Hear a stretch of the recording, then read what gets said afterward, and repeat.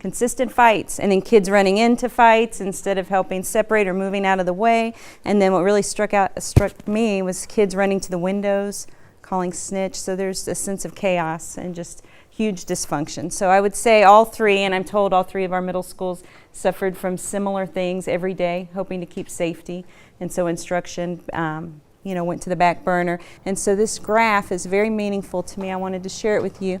Those lines across the top represent quartiles of income, and it's over a 30-year span. And so what it shows is across the nation, our citizens in the top quartile of income actually have almost doubled their college attainment.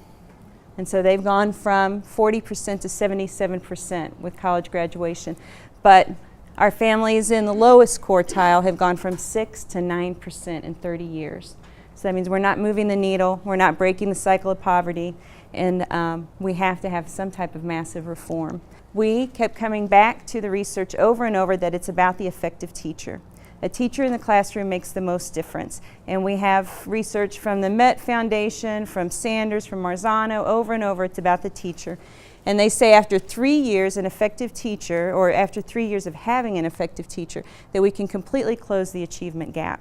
And that this is particularly successful with students from low-income, struggling backgrounds.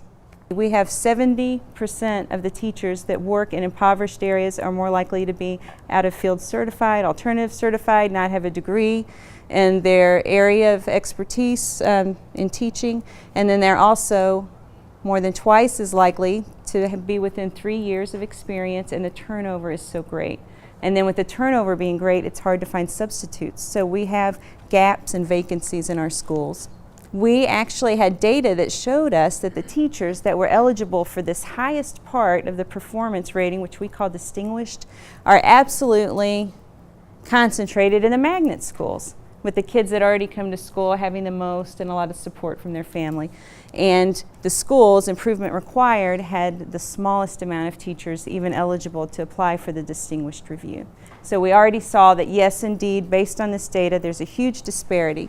We have certainly made a difference in the climate and culture. So we've had massive improvement in our culture and climate, and an average 67% reduction in discipline. 6 out of the 7 schools had a significant reduction, including here, Blanton, 67%. So there were lots of different achievements, and I guess the bottom line is when you get the right people on the bus, you can go anywhere. So that's what we believe. Talk to her. What do you say? She said she's just breaking. What do you say?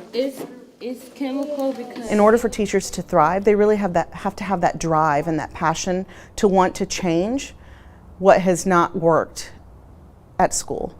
And so I think that that's a big piece, is how do you find teachers that have that drive to want to succeed and to really push that in students.